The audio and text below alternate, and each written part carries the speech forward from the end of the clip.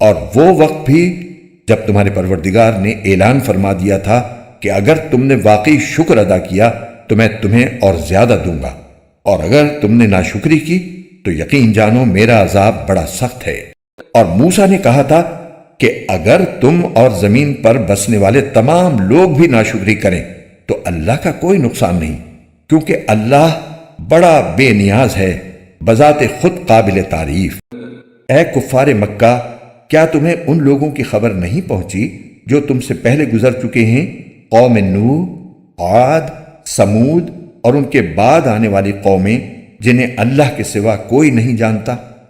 ان سب کے پاس ان کے رسول کھلے کھلے دلائل لے کر آئے تو انہوں نے ان کے منہ پر اپنے ہاتھ رکھ دیے اور کہا کہ جو پیغام تمہیں دے کر بھیجا گیا ہے ہم اس کو ماننے سے انکار کرتے ہیں، اور جس بات کی تم ہمیں دعوت دے رہے ہو اس کے بارے میں ہمیں بڑا بھاری شک ہے۔ ان کے پیغمبروں نے ان سے کہا، کیا اللہ کے بارے میں شک ہے جو سارے آسمانوں اور زمین کا خالق ہے؟ وہ تمہیں بلا رہا ہے کہ تمہاری خاطر تمہارے گناہ معاف کر دے اور تمہیں ایک مقررہ مدت تک مہلت دے۔ انہوں نے کہا کہ تمہاری حقیقت اس کے سوا کچھ بھی نہیں ہے کہ تم ایسے ہی انسانوں جیسے ہم ہیں۔ تم یہ چاہتے ہو کہ ہمارے باپ دادا جن کی عبادت کرتے آئے ہیں ان سے ہمیں روک دو، لہذا کوئی صاف صاف معجزہ لا کر دکھاؤ۔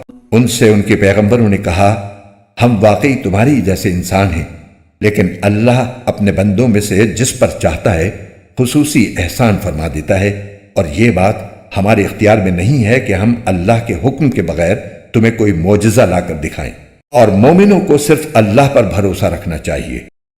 اور آخر ہم کیوں اللہ پر بھروسہ نہ رکھیں جبکہ اس نے ہمیں ان راستوں کی ہدایت دے دی ہے جن پر ہمیں چلنا ہے، اور تم نے ہمیں جو تکلیفیں پہنچائی ہیں ان پر ہم یقیناً صبر کریں گے۔ اور جن لوگوں کو بھروسہ رکھنا ہو انہیں اللہ ہی پر بھروسہ رکھنا چاہیے۔ آیت نمبر 9 تفسیر۔ اس سے مراد وہ قومیں بھی ہو سکتی ہیں جن کی تاریخ محفوظ نہیں رہ سکی، اور وہ بھی جن کا اجامالی حال تو معلوم ہے لیکن ان کی تعداد اور ان کے تفصیلی حالات کا کسی کو پتہ نہیں۔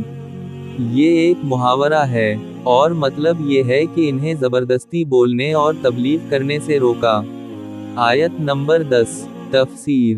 مطلب یہ ہے کہ عذاب الہی سے تمہیں نجات مل جائے اور گناہوں کی معافی کے بعد تمہیں تمہاری عمر پوری ہونے تک زندگی سے لطف اندوز ہونے کا موقع ملے۔